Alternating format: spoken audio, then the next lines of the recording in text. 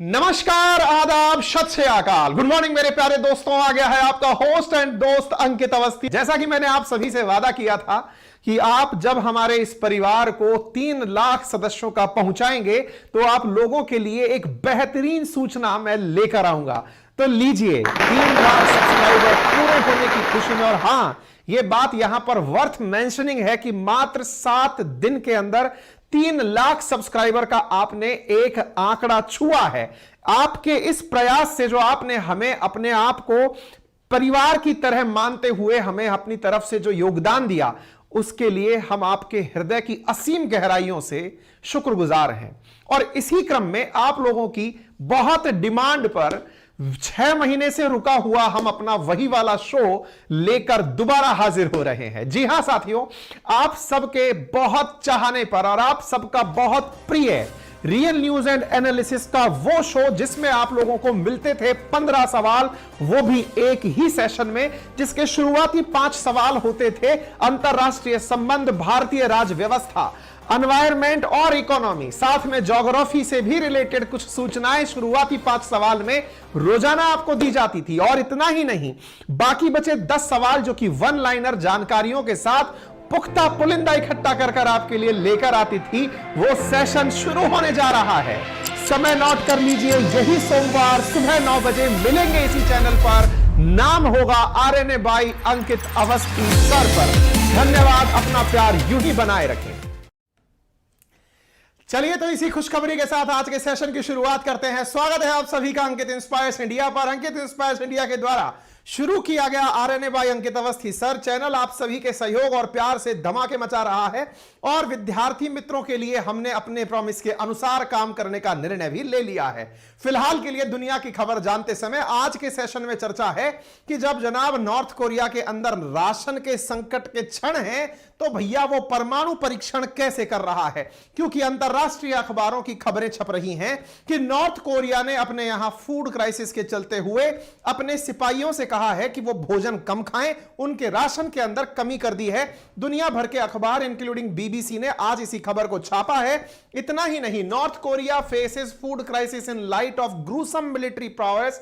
आप यहां पर ये खबर तमाम अखबारों की न्यूज कटिंग्स की देख रहे हैं।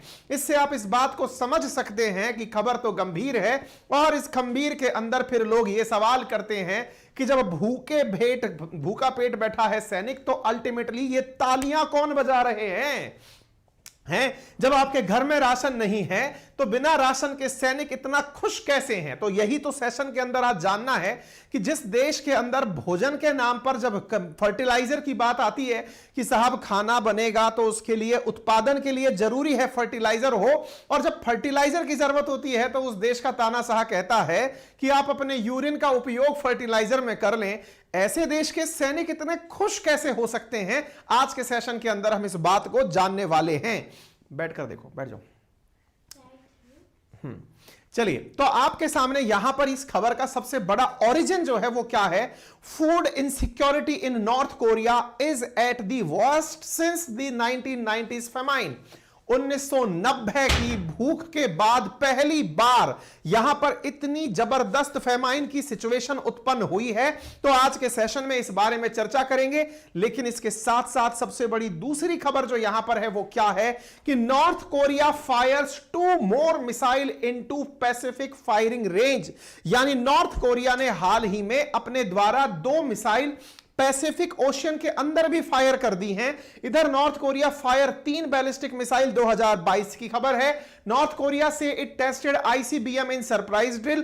कहने का मतलब यह है खाना खत्म होने की सूचना भी सुर्खी है, तो भाई साहब आपके द्वारा मिसाइल चलाया जाना भी सुर्खी है। ये 2 सुर्खियां एक साथ कैसे संभव हैं? आज के सेशन में इस बात की इसलिए चर्चा होगी। एक मिसाइल को चलाने की अनुमानित लागत 80 करोड़ रुपया होती है। तो ये इतना पैसा इनके पास आ कहां से रहा है? क्या ये जानबूझकर अपने लोगों को भूखा रखते हैं, या फिर किसी दूसरे देश के द्वारा इन्हें पर्टिकुलर इसी काम के लिए फंड दिया जा रहा है? क्योंकि अमेरिका ने हाल ही में आरोप लगाया है कि रूस नॉर्थ कोरिया से मिसाइल खरीद रहा है। अगर ऐसा है तो क्या नॉर्थ कोरिया चाइना की और रूस की कोई लेबोरेटरी तो नहीं? जिसके नाम पर मिसाइलों का परीक्षण होता हो और फिर यहां से मिसाइलों के लिए बने पैसे से काम होकर बस केवल इतना ही काम करा के आगे चल दिया जाता हो। ये तमाम जानकारियां सुर्खियों में हैं। फिलहाल जो मिसाइलों की हम बात करते हैं, हमने आज के सेशन में आरएनए में भी चर्चा किया था। इंटरकॉन्टिनेंटल बैलिस्टिक मिसाइल है जिसकी रेंज बताई जाती है 13,000 किलोमीटर, जो कि दुनिया के लिमिटेड केवल 8 ही देशों के पास में संभव है। उनमें से नॉर्थ कोरिया वो देश है जिसके पास एक कॉन्टिनेंट से चली हुई मिसाइल दूसरे कॉन्टिनेंट यानी अमेरिका तक मार कर सकती है। इतना ही नहीं, इसके पास एटम बॉम्ब भी है और यह प्रूवन है किस आधार पर?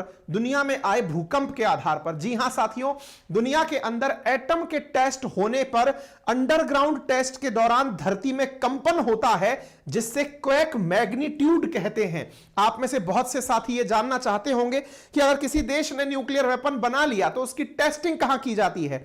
तो जमीन के भीतर की जाती है। जैसे भारत ने पोखरण 1 और पोखरण 2 के दौरान की थी, बहुत गहरे गड्ढे खोदकर परमाणु बम चलाया गया था ताकि जमीन के भीतर ही उसकी धमक को, उसकी मैग्नीट्यूड को सहन किया जा सके।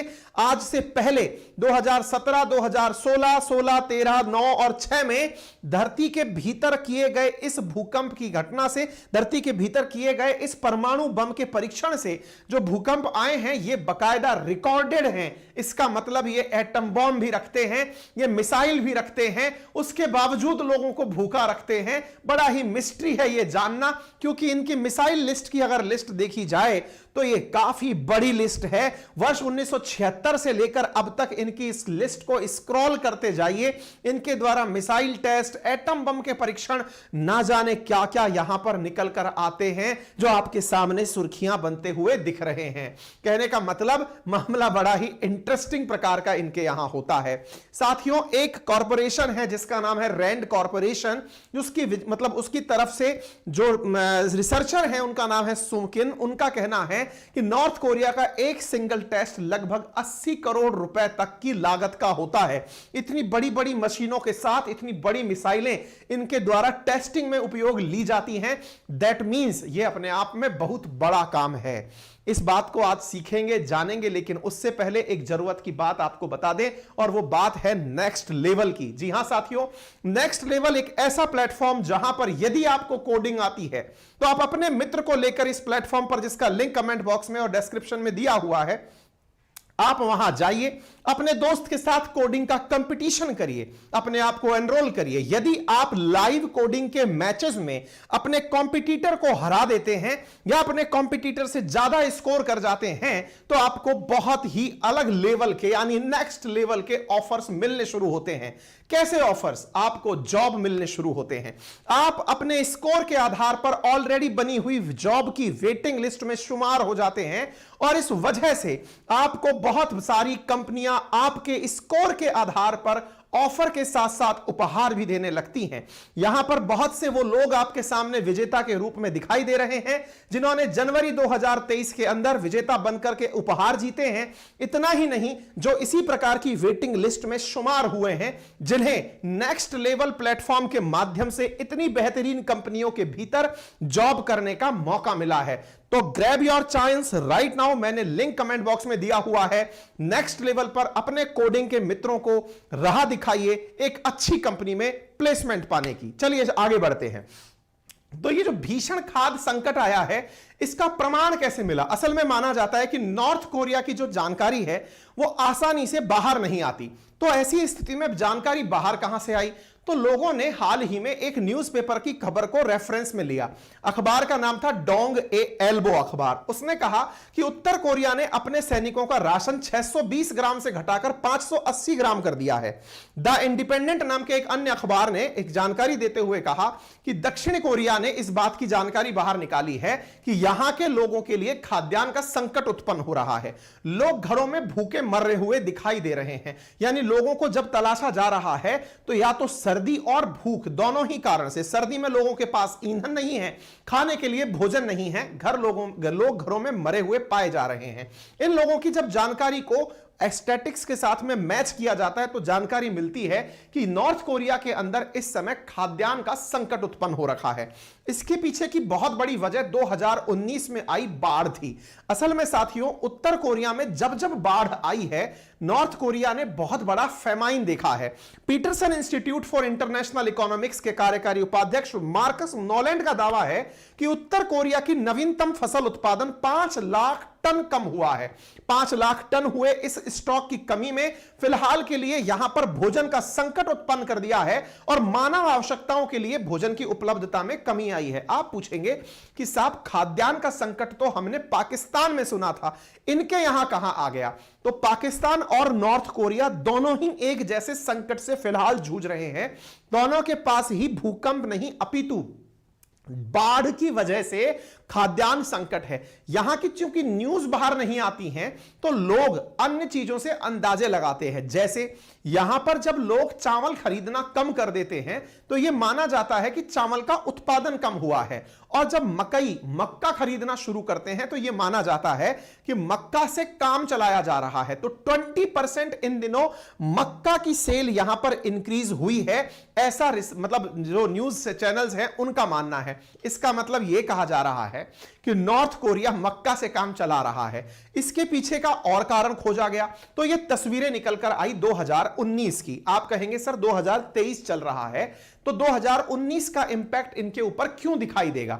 मैं आपको बताता हूं। बहुत ही बड़ा ज्योग्राफिकल रीजन है इनकी वर्तमान स्थिति के लिए। असल में आपको ये जो तस्वीरें दिख रही हैं जो नॉर्थ कोरिया में बाढ़ को दर्शाती हैं और तबाही को दर्शाती हैं, ये 2019 की हैं। लेकिन ये जो तस्वीरें हैं, इन तस्वीरों ने यह तो बता दिया कि तबाही आई थी, लेकिन इससे यह नहीं बताया कि भूख कैसे उत्पन्न हुई थी। मैं आपको वो बताता हूं। असल में साथियों, नॉर्थ कोरिया के अंदर क्या हुआ था वो मैं आपको बताता हूं। नॉर्थ कोरिया में एक बार भीषण भूखमरी का दौर आया था। वो भूखमरी का दौर आया था 1994 से लेकर 1998 के बीच में। इस भीषण भूखमरी के अंदर लगभग 2.5 लाख से लेकर 3.5 लाख लोगों की जान गई थी। कब हुई थी यह घटना? 1994 से 1998 के बीच में। ऐसा क्यों हुआ था? कहा जाता है कि उस समय भी यहां पर भीषण बाढ़ आई थी और स्थितियां इस प्रकार से देखी गई थी। लोग भूख के कारण बहुत बुरी तरह व्यथित और पीड़ित देखे गए थे। फिर आप पूछेंगे तो उससे इस बात का क्या मामला है? यहां पर भूख का संकट उत्पन्न करने में बाढ़ का बहुत बड़ा योगदान है। आप कहेंगे ऐसा कैसे कह सकते हैं? इसके पीछे का थोड़ा ज्योग्राफिकल रीजन और जानिए, और वो क्या है? असल मायने में नॉर्थ कोरिया के अंदर जो स्थिति है यानी टेरेन है, उसमें मात्र 20% एरिया ही ऐसा है जो एरेबल है, यानी जिस पर एग्रीकल्चर की जा सकती है। यानी इंडिया में जिस प्रकार से आपको जमीन दिखती है तो उम्मीद बनती है कि यहां खेती हो जाएगी, यहां की कुल जमीन का 20% हिस्सा ही एग्रीकल्चर योग्य है। क्यों है ऐसा? क्योंकि यहां पर बड़े माउंटेन्स हैं, और दूसरा माउंटेन्स के साथ साथ यहां पर पूरे टाइम बर्फ जमी रहती है। बर्फ का स्थान ऐसा क्यों है? तो इसके पीछे का कारण है इस क्षेत्र का टेम्परेट रीजन में होना। अगर आप इसको तस्वीर में समझने का प्रयास करें तो आप पाएंगे कि ये जो क्षेत्र है नॉर्थ कोरिया वाला, यहां पर आप देखेंगे तो आपको नॉर्थ कोरिया दिखाई देगा। ये ट्रॉपिक ऑफ कैंसर से काफी ऊपर है, यानी कि ये टेम्परेट रीजन में दिखाई पड़ता है। चूंकि ये टेम्परेट रीजन में है तो यहां पर बर्फ बहुत ज्यादा पड़ती है। तस्वीरें अपने आप में बयान करती हैं कि इस बर्फ के कारण यहां 6 महीने तक तो स्थितियां सामान्य ही नहीं होती हैं। जब स्थितियां यहां सामान्य नहीं होती हैं 6 महीने तक, तो यहां पर केवल एक ही फसल उगाई जाती है। अब आप कहेंगे फिर भी सर बाढ़ जो आप बता रहे हैं ये तो 2019 की है। मैप पर, ज्योग्राफिकल मैप पर भी आपको यहां के माउंटेन्स दिखाई दे सकते हैं। आपको बकायदा साउथ और नॉर्थ कोरिया के अंदर 38 पैरेलल की वजह से डिफरेंस और माउंटेन्स को देख सकते हैं। आप यहां की लैंड को देखकर यह अंदाजा लगा सकते हैं कि इस बर्फ के कारण इस क्षेत्र के अंदर कोई भी बड़ा पौधा नहीं उग पाता है। चावल और मकई की खेती ही इन क्षेत्रों में हो पाती है। यह आपके विजुअलाइजेशन करने के लिए हमने इन तस्वीरों की सहायता ली है। आपके दिमाग में फिर सवाल आएगा कि सर जब 2019 में यहां बाढ़ आई थी तो इस बाढ़ का अब प्रभाव क्यों, मूल मुद्दा यह है अब प्रभाव क्यों। हमने तस्वीरों में तो आपको बता दिया कि भूख की स्थिति है, लेकिन अब क्यों, इसके पीछे का कारण जानिए। 19 में बाढ़ आई और उसके बाद तुरंत कोरोना आ गया, तो 20 और 21 कोरोना में चला गया। कोरोना के दौरान इन्होंने एक अजब गजब तरीका अपनाया था, लोगों की एंट्री चीन के साथ होने ही नहीं दी, यानी बाढ़ के कारण खेती नहीं हो पाई और चीन के कारण व्यापार नहीं हो पाया, क्योंकि इन्होंने बॉर्डर जो इनका चीन से अड़ता है, ये जो बॉर्डर आप देख रहे हैं ये इनका चीन से अटैच्ड बॉर्डर है, वहां से इन्होंने पूर्ण पाबंदी लगा दी कि कोई अंदर एंट्री नहीं करेगा। भारत समेत दुनिया के तमाम देशों में जहां पे कोरोना होने पर लोगों को वैक्सीन का शॉट लगाया जा रहा था, ये कोरोना होने पर लोगों को रियल शॉट कर रहे थे, यानी शॉट डेड। अगर किसी को कोरोना होने की सूचना भी है तो उसे मार दिया जा रहा था, ऐसी सुर्खियां यहां से निकल कर आई। तो ये सुर्खी है 2019 की, जब यहां पर पावरफुल टाइफून आया था, जिसका नाम मतलब पावरफुल टाइफून नॉर्थ कोरिया के अंदर आया था। स्थितियां बड़ी विकट हुई थी, जिसके कारण यहां पर स्थितियां आज की भीषण भुखमरी के रूप में निकल कर आ रही हैं। आप पूछेंगे सर ऐसा थोड़ी होता है, आप किसी भी चीज को कभी से रिलेट कैसे कर सकते हैं। मैंने आपसे कहा बाढ़ आपने देखा, बाढ़ की न्यूज 2019 की आपने देखी, सितंबर की। इसके बाद में आप यहां पर देखते हैं जनवरी 2020 की खबर, जब कोरोना शुरू हुआ। उस दौरान इन्होंने अपने बॉर्डर चाइना के साथ बंद कर दिए कि साहब हम आपके साथ आवागमन नहीं करेंगे, भले ही आप कितने ही अच्छे मित्र हो, लेकिन हम कोरोना प्रोटोकॉल का पालन करेंगे। क्योंकि वैक्सीन खरीदने के पैसे नहीं है, इसलिए हम अपने ही तरीके से कोरोना का इलाज करेंगे। तो North Korea is addressing the pandemic in its own style, the Gangnam style. और स्टाइल क्या थी? स्टाइल ये थी कि North Korea launched shoot to kill order curb कोविड-19, यानी इन्होंने लोगों को सीधा देखते ही गोली मारने के आदेश दे दिए यदि किसी को कोरोना है। इसके ऊपर भयंकर मीम बने, doctor practicing corona treatment in North Korea. तस्वीरें आई जिसमें डॉक्टर्स गन लेकर के शॉट लगाते हुए देख रहे हैं कि वैक्सीन शॉट इन इंडिया कुछ इस तरह से और vaccine shot in North Korea कुछ इस तरह से। यानी मीम का मार्केट इस बात को लेकर के गर्म हो गया कि नॉर्थ कोरिया वैक्सीन की जगह पीड़ित लोगों को ही मारने का निर्णय ले रहा है। विकट स्थितियां उत्पन्न क्यों हुई? क्योंकि असल में चीन के साथ व्यापार होने पर इन्हें फर्टिलाइजर की आपूर्ति होती थी। 2 साल तक इन्होंने चीन से बॉर्डर बंद रखा, यानी 20 पूरा गया, 21 पूरा गया, 22 की एंट्री हुई थी। यानी 2 साल तक जब इन्होंने चीन के साथ कोई व्यापार नहीं किया तो नॉर्थ कोरिया के अंदर खाद्यान्न के संकट के साथ साथ फर्टिलाइजर का संकट उत्पन्न हुआ, क्योंकि जब तक फर्टिलाइजर नहीं आएंगे उत्पादन कैसे बढ़ेगा। ऐसी स्थिति में फिर खबर आती है रेडियो फ्री एशिया के द्वारा कि नॉर्थ कोरिया ने अपने फार्मर से कहा फर्टिलाइजर नहीं है तो क्या हुआ, आपके यूरिन के अंदर यूरिया होता है तो अपने यूरिन को यूज करें एज ए फर्टिलाइजर और उसकी वजह से उत्पादन बढ़ाएं। ये खबरें हैं, मजाक नहीं हो रहा है। इसके बाद यहां पर कृषि में उम्मीद की गई थी कि काफी ज्यादा उत्पत्ति देखी जाएगी, काफी ज्यादा प्रोग्रेस देखी जाएगी, लेकिन उससे भी कुछ हो नहीं पाया। 2021 की अक्टूबर की खबर देखते हैं और उसमें लिखा है amid food crisis north Korea ने अपने लोगों से कहा कि जब भोजन नहीं है तो हमें 2025 तक कम खाना चाहिए। कम खाने के तहत ही इन्होंने फिलहाल अपने सैनिकों का भोजन कम किया है, यानी कि इनके पास भोजन नहीं है, आत्मसम्मान पूरा है, मिसाइल परीक्षण पूरा करेंगे, लेकिन हम अपने लोगों को भोजन नहीं कराएंगे। फिर बिजनेस इनसाइडर ने एक खबर इस तरह की कोट की जिसे बोलते भी शर्म आती है, और वो ये है North Korea encourages its citizen to make manure from its own poop to counter shortage of fertilizer from China. मतलब अपने ही जो अपना शौच है उसका उपयोग करें फर्टिलाइजर के रूप में। अब आप में से कुछ लोग कहेंगे सर इसमें भी बुरा क्या है, शौच का तो उपयोग नेचुरल ऑर्गेनिक फर्टिलाइजर के रूप में होता ही है, बिल्कुल होता है, लेकिन एक ही साधन ये बचे क्योंकि आपको चीन से व्यापार नहीं करना है, ये थोड़ा शर्मिंदगी पूरक है। खैर कोई नहीं, इनके अपने तरीके से देश चला रहे हैं। फिलहाल के लिए जब ये चीजें खत्म हुई तो आते आते 2023 आ गया। 2022 के एंड में सुर्खी आती है कि नॉर्थ कोरिया ने चाइना के साथ अपने कॉरिडोर को 2 साल बाद ओपन कर दिया है। ये सारी बातें फिलहाल तक ये अपडेट करने के लिए पर्याप्त थी कि इन्होंने एक फूड क्राइसिस झेला है जो अब तक इनके पास लॉन्ग लास्टिंग तरीके से चल रहा है। लेकिन सवाल जस का तस है कि जब घर में नहीं है भोजन करने के लिए कुछ भी, तो फिर ये परीक्षण कैसे करते हैं? किम जोंग उन इतने भारी भरकम मिसाइलों का, जो कि इंटरकॉन्टिनेंटल बैलिस्टिक मिसाइल है, दुनिया के लगभग अधिकांश देशों के पास जिस तरह की मिसाइलें नहीं हैं, ऐसी मिसाइलें जो अगर चला दी जाएं तो दुनिया में बहुत दूरी तक मार कर सकती हैं, नॉर्थ कोरिया से निकलकर अमेरिका को मार सकती हैं, ऐसी मिसाइलों के लिए इनके पास पैसा कहां से आता है? यह बड़ी ही विचित्र घटना है। एक आंकड़ा बताता है कि नॉर्थ कोरिया के द्वारा सालाना अपने मिसाइलों पर $560 मिलियन खर्च किया जाता है, लेकिन अपने भोजन पर $417 मिलियन। यानी मिसाइल के मामले में बंदा झुकेगा नहीं, लेकिन भोजन के मामले में कॉम्प्रोमाइज कैसे भी कर सकता है। यह है यहां का तानाशाह किम जोंग उन।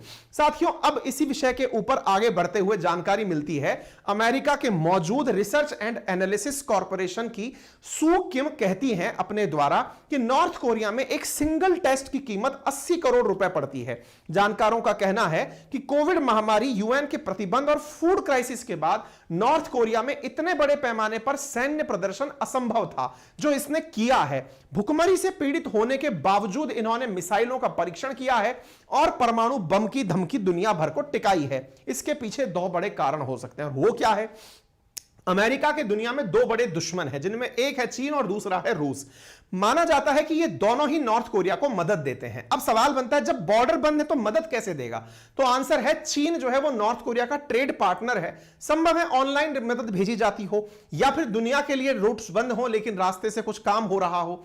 ऐसी स्थिति में माना जाता है कि चीन नॉर्थ कोरिया की इकोनॉमी को डेवलप करने के लिए और मिलिट्री के विकास के लिए करोड़ों रुपए देता है। ऐसी स्थिति में कोरिया डिफेंस नेटवर्क का मानना है कि नॉर्थ कोरिया खुद मिसाइल बना रहा है या चीन उसे बेहद सस्ते दाम पर दे रहा है, यह जानना मुश्किल है, क्योंकि दुनिया की नजर में यह एक विलन तो है ही। चीन अपनी स्वच्छ छवि रखने के नाम पर संभव है कि इन्हें अपनी मिसाइलें देकर इनके माध्यम से रूस को बेचता हो। यह रूस को बेचने की खबर कैसे आई? हाल ही में अक्टूबर 6, 2022 को यूएस ने चीन को अक्यूज किया, आरोप लगाया कि रशिया को नॉर्थ कोरिया का किम जोंग उन अपनी मिसाइलें दे रहा है, जिनका उपयोग यूक्रेन में किया जा सके।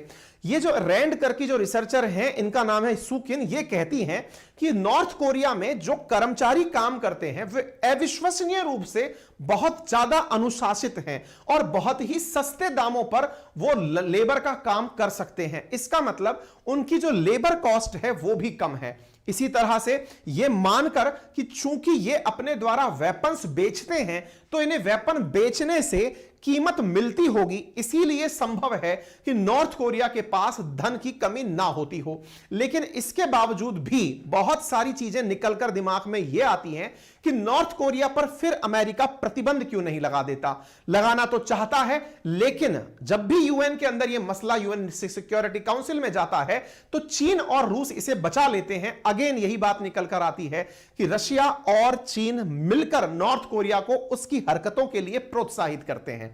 इतना ही नहीं, नॉर्थ कोरिया पर फिलहाल 2023 की फरवरी में आरोप लगा कि इन्होंने 2022 में यानी गत वर्ष क्रिप्टो करेंसी से केवल और केवल क्रिप्टो करेंसी की चोरी करके दुनिया भर से $1.7 बिलियन चुराया है। यानी नॉर्थ कोरिया ने अपने द्वारा एक बहुत बड़ी हैकर्स की टीम बिठा रखी है और वो हैकर्स दुनिया भर के क्रिप्टो अकाउंट, जिन्हें बहुत सुरक्षित अकाउंट माना जाता है, वहां से $1.7 बिलियन के अकाउंट साफ कर दिए हैं। ऐसी स्थिति में आप में से कुछ लोगों को लगेगा, जाइए हमारा तो कुछ नहीं गया। अरे महाराज, बहुत बार आप सुनते नहीं है क्या, मार्केट धड़ाम हो गया। कोई भी कंपनी खुद से यह स्वीकार नहीं करती है कि हमारे दाम चोरी हो गए हैं, हमारे माल चोरी हो गए इसलिए दाम कम हो गए हैं। वो तो न्यूज देती है क्रिप्टो का मार्केट गिर गया। अरे जब क्रिप्टो ही चली गई तो मार्केट तो गिरेगा ही। तो क्रिप्टो के साथ में इन्होंने खेला खेल दिया। इसके पीछे और भी कारण निकल कर आए जब जानकारी जुटना शुरू हुई। नॉर्थ कोरिया ने अपने हैकर्स की ऐसी टीम बना रखी है जो कि अपने द्वारा दुनिया भर में अटैक करवाती है। जैसे साउथ कोरिया जो है उसकी विभिन्न वेबसाइट्स पर नॉर्थ कोरिया की टीम अटैक मारती है। साउथ कोरिया के रेलवे सिस्टम को ये लोग ठप कर देते हैं, उनके अकाउंट्स में से पैसे निकाल कर ले जाते हैं। इतना ही नहीं, ऐसे एविडेंस भी हैं जो कि अमेरिका की खुफिया एजेंसी कहती है कि इन्होंने कई बार ऐसे हैकिंग काम किए हैं जिनसे करोड़ों रुपए का दुनिया को नुकसान हुआ है। जैसे 2014 के अंदर अमेरिका के द्वारा एक फिल्म बनाई गई, अमेरिका के अंदर सोनी टीवी जो है उसके द्वारा फिल्म बनाई गई थी नॉर्थ कोरिया के ऊपर, द इंटरव्यू नाम से। और उस फिल्म के अंदर नॉर्थ कोरिया के किम जोंग उन की भूमिका में किसी कलाकार को रखा गया था और 2 पत्रकारों को उस फिल्म में इस तरह से दिखाया गया था कि वो किम जोंग उनका इंटरव्यू लेने के लिए जाते हैं, लेकिन किम जोंग उनको मार देते हैं। यह बात किम जोंग उनको पता चल गई कि फिल्म के अंदर मुझे मारा गया है। उसने उसे सीरियसली ले लिया। सीरियसली लेकर उसके हैकर्स ने सोनी टीवी के जितने भी ऑफिसेज हैं और जितनी भी वेबसाइट्स हैं उन पर इतनी हैकिंग की कि लगभग 3000 लोगों का पर्सनल डेटा चुरा दिया और वो पर्सनल डेटा विभिन्न वेबसाइट्स पर फ्री में अपलोड कर दिया। यानी जितने की फिल्म बनी नहीं थी, उस समय $4 करोड़ की फिल्म बनी थी, उससे ज्यादा सोनी को नुकसान हो गया। ये सारे कारनामे इन लोगों के द्वारा, नॉर्थ कोरिया के हैकर्स के द्वारा किए जा रहे थे। यह फिल्म थी द इंटरव्यू के नाम से, जो 2014 में पब्लिश की गई थी। ऐसा ही नहीं, इस फिल्म में केवल नॉर्थ कोरिया के किम जोंग उन को मारे जाने पर जो खबरें निकलकर आई थी, उस खबर को जब यूएस ने पूरी तरह चेक किया तो पता चला कि सोनी टीवी को हैक करने में 3 नॉर्थ कोरियन हैकर्स का कमाल था, जो उन्होंने इतना बड़ा नुकसान कर दिया था। खैर, अगर आपको जानकारियां पूरी तरह से समझ में आ गई हैं, पूर्ण मनोरंजन आपका हो गया है, तो फिलहाल के लिए इस मनोरंजन के लिए आप हमें धन्यवाद के रूप में आपके वीडियो के राइट हैंड कॉर्नर में नीचे की तरफ एक सब्सक्राइब का बटन दिया हुआ है, उसे दबा दीजिए। उससे फायदा यह होगा कि अगली बार आपको जब भी सूचना देने के लिए हम उपस्थित होंगे, आप तक सूचनाएं सबसे पहले पहुंच जाएंगी। फिलहाल के लिए इतना ही। बाकी हमने एक लिंक आपको कमेंट बॉक्स में पिन किया है नेक्स्ट लेवल का, आप वहां जाकर के अपने लिए, अपने कोडिंग मित्रों के लिए जॉब का प्रेफरेंस दिला सकते हैं, उन्हें जॉब कोडिंग के क्षेत्र में बहुत अच्छे से उपलब्ध करा सकते हैं। और हां, आज रात को जो हमारा आरएनए बाय अंकित अवस्थी चैनल है, उस पर YouTube चैनल पर आप लोगों के लिए एक बेहतरीन सेशन लिया जा रहा है, एजुकेशनल है। पृथ्वी की बढ़ गई है एक और परत। जानिए क्या है मामला, सुनने में आया है, सुनाएंगे हम। ये खबर है बहुत काम की। मेरे प्यारे साथियों, इसके साथ साथ आप सभी को ज्ञात हो कि हमारे द्वारा हमारा एप्लीकेशन आरएनए बाय अंकित अवस्थी शुरू कर दिया गया है, जिस पर आप लोगों के लिए पेड कोर्सेज अवेलेबल हैं। चूंकि पेड कोर्स की वैलिडिटी 6 मंथ है, इसलिए हमारे द्वारा कॉल सेंटर्स पर इस तरह की न्यूज निकल कर आई कि सर, चूंकि 6 मंथ की वैलिडिटी है, तो हम जिस दिन कोर्स शुरू होगा उस दिन से वैलिडिटी के लिए कोर्स खरीदेंगे। मैं आपको सूचना देना चाह रहा था, मेरी टीम ने मुझे आज बताया। साथियों, आप अपना कोर्स अगर आज भी परचेज करते हैं तो आपकी कोर्स की वैलिडिटी 1 मार्च से ही शुरू होगी। यानी आज भी अगर आपने ले लिया तो वो अगस्त 31 तक ही आपकी वैलिडिटी अवेलेबल रहेगी। ऐसा नहीं है कि आज की तारीख से 6 महीने की तारीख, ऐसा नहीं है। आपकी तारीख आज भी कोर्स लेने पर 1 मार्च से 31 अगस्त तक अवेलेबल कराई जाएगी। और चिंता मत करिए, अगर इन केस इसमें कोई दिक्कत भी होती है तो हम इसकी वैलिडिटी का समय भी बढ़ा देंगे। ये कोई बहुत बड़ा टास्क नहीं है, इसकी वजह से आप स्ट्रेस में ना जाएं। बहुत सारे विद्यार्थियों ने हमें जानकारी दी कि हम सर इसलिए कोर्स अभी बुक नहीं कर रहे हैं क्योंकि हमें लग रहा है कि 1 तारीख से 6 महीने के लिए वैलिडिटी है। आप चाहेंगे तो इस वैलिडिटी को हम ओपनली अनलिमिटेड टाइम के लिए कर देंगे। क्राइटेरिया 6 महीना नहीं है। 6 महीना यह बताने के लिए है कि इतने बढ़िया subjects, history, geography, polity, economy जैसे सब्जेक्ट आप लोगों को पूरे 6 महीने के भीतर खत्म करा दिए जाएंगे। क्राइटेरिया बताने का उद्देश्य जो था बताने का, वो ये था, ना कि ये कि 6 महीने बाद आपको दोबारा रिचार्ज कराना है। अरे नहीं भाई, आपके लिए पहले ही इतने नॉमिनल कीमत पर कोर्स लाए हैं। अगर आपको 2 बार शोषण करना होता तो फिर हम ये काम नहीं करते ना यार। और वो सूचना जरूर हमें बताइएगा वो कैसी लगी आपको, जिसमें हमने आपको सूचना दी है कि हमारे इस आरएनए चैनल पर आप लोगों के लिए वो एजुकेशनल क्लास वापस आ रही है, जिसमें, लेकिन भैया इस बार हमें हिम्मत देना आप ना, बहुत मेहनत लगती है यार उसके अंदर। पूरा नियमित रूप से सुबह उठो, तैयार करो और फिर आपको पढ़ाने आओ। लेकिन हाँ, पूरी जिम्मेदारी से करेंगे यार। बहुत मन में आ रही है, एकदम ना निकल के आ रही है पढ़ाने की। तो पढ़ाएंगे बहुत बढ़िया से YouTube चैनल पर, करंट अफेयर्स फ्री। इसके अलावा बहुत ही नॉमिनल कीमत पर आपको ये उपलब्ध कराएंगे, चिंता ना करें। ठीक है, चलिए अपना ख्याल रखें। और जिनको सब्सक्रिप्शन लेना है जल्दी से जाइए, एप्लीकेशन है अपना जिसका डिस्क्रिप्शन में लिंक दिया हुआ है, कमेंट में भी लिंक दिया हुआ है, वहां से जाकर अपना कोर्स बुक कर लीजिए। धन्यवाद।